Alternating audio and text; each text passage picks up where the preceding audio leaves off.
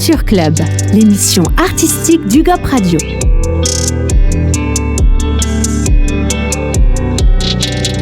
Bonjour à tous, bienvenue sur UGOP Radio, la radio du 12. Aujourd'hui, on se retrouve pour une nouvelle édition de Culture Club, l'émission culturelle d'UGOP Radio. On est en très bonne compagnie aujourd'hui. Bonjour Claude Bernard Théo, bonjour Aldo Gilbert. Bonjour. Donc, vous êtes compositeur et metteur en scène de la pièce Tribulation qui se joue en ce moment même au théâtre du 100 ECS. Donc il reste 4 dates, 14, 15, 16 et 17 janvier. Donc on vous attend, allez-y, prenez vos places. On va un peu parler de vous. Donc Tribulation, donc vous travaillez ensemble sur cette pièce. Est-ce que peut-être déjà dans un premier temps vous pouvez vous présenter chacun votre tour, rapidement votre parcours peut-être. Mais moi je suis d'abord comédien et j'ai fait un peu de mise en scène, mais c'était dans un cadre tout à fait différent qui était celui quand je donnais des cours dans un conservatoire et j'étais des fois sollicité pour présenter des spectacles et organiser des spectacles aussi et faire la mise en scène de ces spectacles dans ce cadre-là, parce que j'ai enseigné pendant une douzaine d'années, voilà. Et donc, mon activité principale, c'est d'être comédien et d'être dirigé donc par des metteurs en scène. D'accord. Et moi, je suis donc Aldo Gilbert. C'est moi qui ai composé les musiques des chansons, les textes étant de l'auteur. Il y avait l'auteur étant décédé, en fait, il y avait des textes et il n'y avait jamais eu de musique. C'est un texte qui n'a pas été édité, enfin en tout cas Tribulation. Des gens des chiens, il y a 2 parties dans le spectacle, on en reparlera tout à l'heure. Et donc moi j'ai fait l'habillage musical avec l'aide d'une accordéoniste qui est sur scène. Et moi aussi je suis sur scène mais pas beaucoup. Et en fait moi je fais les intermèdes dans la deuxième partie, mais il y a aussi des chansons. Et enfin finalement il y a pas mal de musique qui est intégrée dans ce spectacle. Et donc moi je fais ça depuis longtemps, des musiques de spectacle. Je suis musicien par ailleurs. Je joue du sax, de la flûte dans des différents orchestres depuis tout le temps. Et il y a maintenant un paquet d'années, par les hasards de la vie, je me suis mis à faire des musiques pour le théâtre et ça m'a beaucoup plu et en fait j'ai toujours continué, donc ça fait maintenant assez longtemps que je fais ça et j'ai pas mal de musiques de pièces à mon actif, voilà. Et j'en ai qui jouent en ce moment, enfin il y en a sur Paris, il y en a un peu partout en Suisse où j'ai fait les musiques, voilà. Et là la rencontre avec Claude Bernard, c'est un peu un hasard grâce à mon épouse qui travaille avec lui dans l'atelier de René Loyon et l'atelier RL. Et par hasard, j'ai lu le texte, j'ai beaucoup aimé. Elle m'a fait lire le texte. Mon épouse m'a fait lire le texte et elle m'a dit il y a des chansons qui sont écrites et il n'y a pas de musique. Et j'ai regardé, je me suis dit ça me plaît bien. Je vais faire ça. Et elle a proposé ça à Claude Bernard et Claude Bernard a dit c'est super.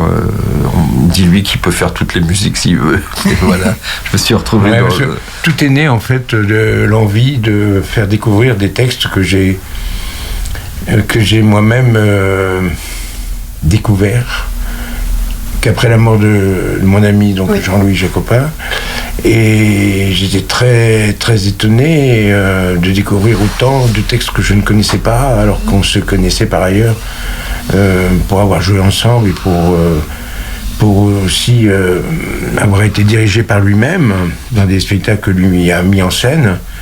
Et tout est né donc de cette envie de faire découvrir des textes que je connaissais pas, et parce qu'en fait j'avais un peu hérité d'un nombre incroyable d'inédits, et parce que Jean-Louis ne cherchait pas forcément à se faire publier, et donc il a fallu faire une sélection de textes, et puis parmi les textes que j'avais sélectionnés, il y avait une pièce qui était écrite, qui était une pièce assez courte, enfin, qui fait une heure, mais à l'intérieur de laquelle il y avait des chansons qui étaient écrites par Jean-Louis. Et Et au départ, j'avais pas pensé qu'on aurait la chance de se rencontrer, Aldo et moi. Au départ, j'avais prévu simplement une simple lecture, quoi. D'accord. Et puis grâce à l'épouse qui est dans le spectacle d'ailleurs, d'Aldo, Dany, j'ai eu la chance de rencontrer Aldo, qui m'a fait écouter les musiques qu'il avait lui-même composées comme ça, mais parce que par une envie un peu spontanée, quoi. Ah oui, tout à fait. Parce que je trouvais ça vraiment, ça m'a... C'était pas calculé, quoi. Ouais. Et je me souviens qu'il m'avait fait écouter toutes les musiques. Et là, je me suis dit, oh là là, c'est fantastique. C'est fantastique parce que c'est comme ça répondait bien, à l'idée que je me faisais de ces musiques. C'est-à-dire quelque chose de très... qui allait dans le prolongement de ce qui... de ce qui s'annonçait déjà dans l'écriture, à savoir des chansons qui étaient le prolongement des scènes qui étaient écrites. Et après chacune des scènes écrites, il y avait une chanson qui était destinée à un des personnages. À chaque fois, il y avait un personnage qui prenait en charge cette chanson. Et ça a été... moi, j'ai eu un coup de foudre d'emblée sur les musiques que m'a proposé Aldo. Il n'y avait rien à toucher, quoi. Mais seulement, on n'avait pas les moyens au départ de se payer des instrumentistes. Donc la première lecture qu'on a faite, ça remonte à 2 ans, il y a 2 ans, c'était en 2022, on l'a faite, les chansons étaient chantées a cappella sur la musique qui était proposée par Aldo, mais en fait il n'y avait pas d'accompagnement. Il y avait juste la mélodie des chansons. Il y avait juste la mélodie. Okay. Et puis c'était un one-shot, c'est-à-dire qu'on a fait une lecture comme ça pour faire connaître ces textes. Et puis, le retour qu'on a eu de la part des gens nous a incité à aller plus loin, quoi. On a eu envie d'aller plus loin et de nous poser la question de savoir comment on allait aller plus loin. Et on s'est vu avec Aldo plusieurs fois pour savoir un peu comment les choses allaient pouvoir s'organiser, si on allait plus loin, c'est-à-dire si on engageait une mise en scène, si on engageait des instruments dans ce spectacle. Est-ce que justement la musique ou la mise en scène a pu influencer l'autre Ouais, en fait, je pense que en fait, c'était vraiment un complément. C'est-à-dire que maintenant qu'il y a la musique, c'est dur de penser que ça n'existe pas, quoi. Donc, je pense que c'est là où c'est plutôt où ça fonctionne. Parce que le fait qu'il y ait une accordéoniste, c'est que moi j'aurais pu accompagner les musiciens, mais en fait j'étais pas du tout sûr d'être libre. En fait, je suis souvent embarqué dans des histoires, et le théâtre, surtout avec le théâtre, quand on est pris, on peut difficilement se faire remplacer. C'est assez compliqué. Surtout les musiciens, comédiens, souvent c'est assez complexe.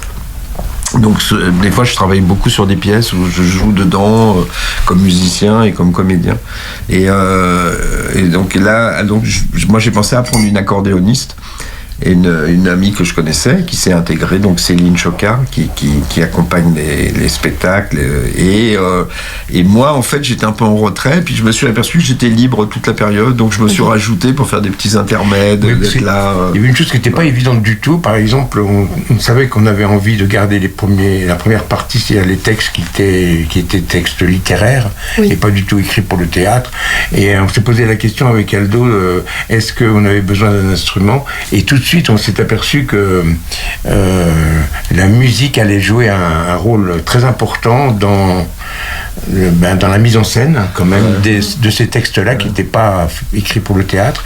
Et on s'est aperçu que, en fait, toute la musique que tu as composée avec Céline, parce que c'est vrai que ça s'est fait ensemble, était un prolongement de ces textes.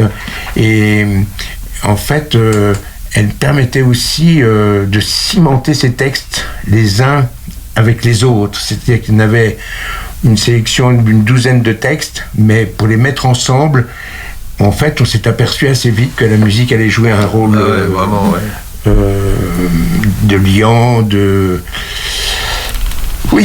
qui permettait de cimenter un petit peu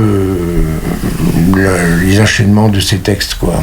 Parce qu'en fait, la particularité de ces textes, c'est que ils mettent en scène le regard que Jean-Louis avait sur les personnages qu'il rencontrait dans ses promenades. Oui, c'est ça, on peut à l'intérieur des villas. Du coup, la pièce, vous avez repris les textes donc, de Jean-Louis Jacopin, Des gens et des chiens. C'est ça, peut-être vous pouvez nous en... Oui, alors... En fait, la pièce se passe en deux parties, en gros. Voilà, mais les deux parties sont complètement liées. On les a pas séparées. On n'a pas fait fin comme un mini entracte avec... en gros, on a fait une jonction directe avec le... Donc, en gros, c'est un peu comme une espèce de survol d'une partie de l'œuvre de Jean-Louis Jacopin. C'était une partie à la fois poétique et une autre partie plus écrite et plus romanesque, finalement, dans le... Oui. Mais la particularité des premiers textes, c'est quand même qu'ils mettent en scène, ces textes mettent en scène des personnages. Oui. Mais c'est des personnages qui n'ont pas besoin d'être incarnés, mais par contre, ils ont besoin d'être, comment dirais-je, présentés sous le regard que l'auteur avait sur ces personnages. D'accord. Et ça, c'était intéressant parce que ça créait une distance et en même temps, ça rejoignait ce que Jean-Louis avait envie de faire aussi quand il retranscrivait ses portraits de personnages, il les accompagnait de dessins. Et on s'est aperçu qu'en fait, les textes étaient comme des dessins, mais comme des traits à la plume, quoi. Comme si le dessinateur se mettait à écrire, mais exactement dans l'esprit aussi des dessins qui accompagnent tous les personnages. On parle de passants, de promeneurs de chiens, de quartiers. Ouais, c'est ça, c'est un univers d'observation. Oui. En fait, c'est des photographies poétiques, en gros, quelque part. Et sur scène, comment ça se ressent? Les gens incarnent à la fois le personnage de Jacopin et la personne qu'elle décrit. On a eu une idée, c'est venu ensemble, c'est assez... on a eu cette idée, c'est que on se rend compte que tous les personnages sont vus à l'extérieur. C'est-à-dire qu'en fait, ils n'existent qu'à l'extérieur. Ils ne sont pas, portraiturés, si je puis dire, oui. Mais à l'intérieur de leur maison, etc. Non, ils vivent à l'extérieur. On les rencontre à l'extérieur. Alors, on a imaginé une place sur laquelle ils pourraient justement se rencontrer. Oui, puis il y a aussi une récurrence parce que les gens qui promènent comme un chien ou qui ont des enfants, d'ailleurs, les enfants c'est un peu pareil, on les promène et puis on discute avec les mamans ou les papas qui accompagnent. Et là, en l'occurrence, les gens aussi, il a rencontré des gens qui parlaient tout seuls ou qui pouvaient parler, donc ils pouvaient décrire d'une certaine manière, ou en les connaissant un peu, leur vie, ou sachant que c'est des gens du quartier et qui ont un commerce, ou qui ont un chien qui le promène, et du coup ça donne des détails, mais c'est pas des détails intimes, c'est des espèces d'impressions qu'il donne, quoi, à la fois extérieur, ce qu'on peut donner, et en livrant parfois quelques mots comme ça, et en imaginant aussi des choses qu'il peut imaginer, qui sont à sa guise, quoi. En fonction des gens qu'on rencontre, on peut imaginer des fois, on croise des fois tout le temps dans la rue, par exemple, peut-être vous croisez un voisin tout le temps qui a une façon de marcher, et on peut imaginer sa vie, mais finalement c'est peut-être pas du tout sa vie, hein. Donc c'est ça qui est marrant, c'est que les choses sont comme ça, elles peuvent être vraies et à la fois imaginaires. Mais on se rend compte que quand on les travaille, ces textes-là, qu'en fait, ils nous révèlent beaucoup de choses de l'humain. De l'humain. Ah, ouais. C'est-à-dire qu'on peut s'imaginer qu'en fait, Jean-Louis, quand il promenait son chien, parce qu'il était lui-même un promeneur de chiens, et son chien apparaît souvent dans les textes, il s'appelait Puck, et quand il promenait donc Puck, dans les rues des Lilas et sur les places des Lilas, en fait, il rencontrait donc ces gens, mais il y parlait avec eux. C'est-à-dire qu'on a l'impression qu'il les connaissait très bien, enfin qu'il les connaissait. Moi-même, j'ai reconnu quelqu'un. Un des personnages. Oui, j'ai reconnu parce que je l'avais croisé au Lilas. Ok. Et je l'ai reconnu à travers le texte qu'il a écrit. Et je me souviens très très bien de sa tête et de son comportement qui était très très très particulier, enfin très singulier. Et j'ai posé la question à des gens et on m'a dit oui c'est lui. Et on m'a dit c'est lui, oui c'est bien lui. Et même l'accordéoniste qui connaît bien les Lilas l'avait aussi reconnu.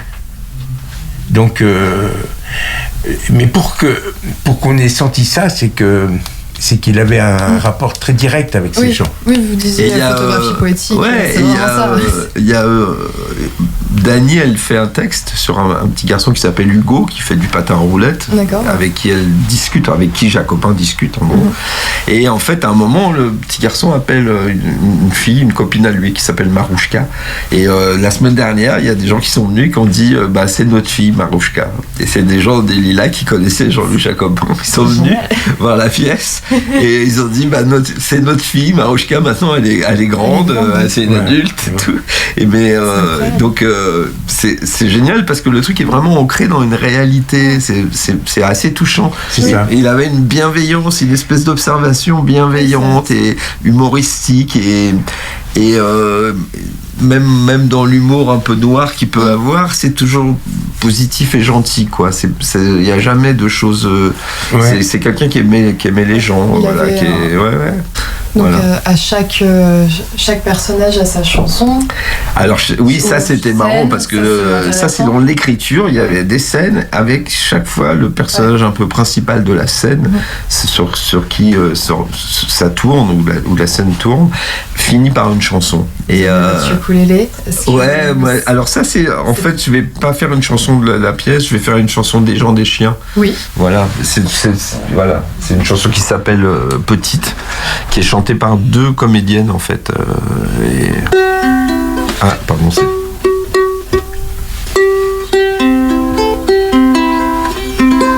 Je m'accompagne au ukulélé parce que c'est plus pratique qu'un piano. C'est sûr.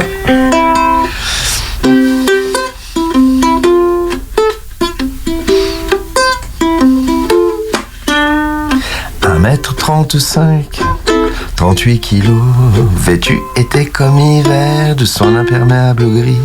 Elle avance à petits pas en s'appuyant sur son unique béquille. À côté droit, cheveux au vent, ses lunettes lui glissent sur le nez. Elle est très vieille.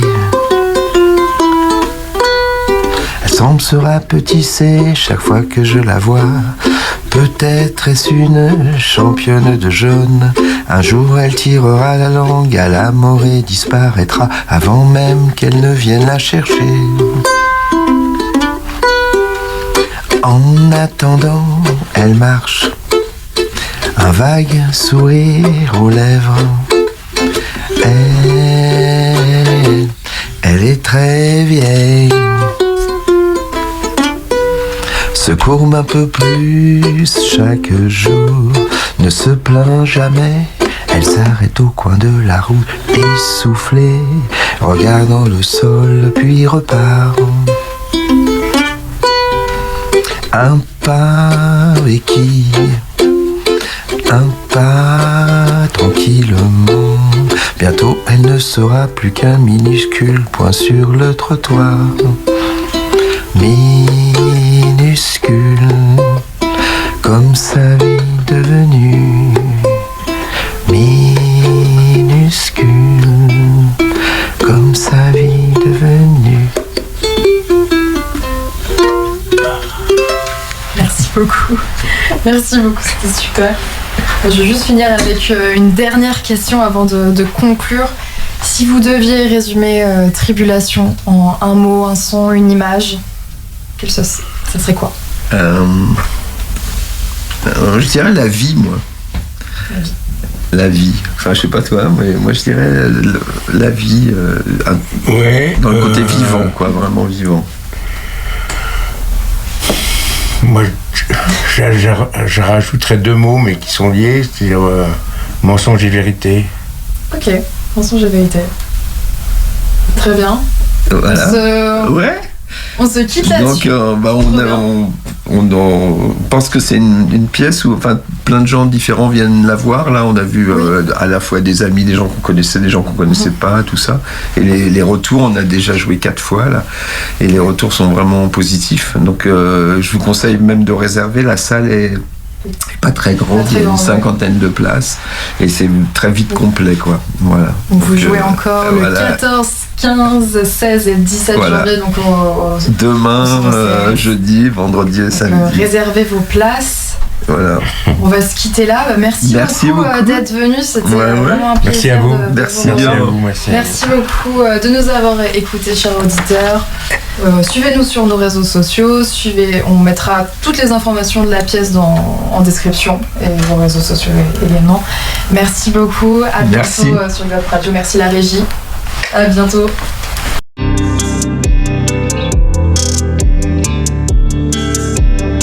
Culture Club, l'émission artistique du Gap Radio.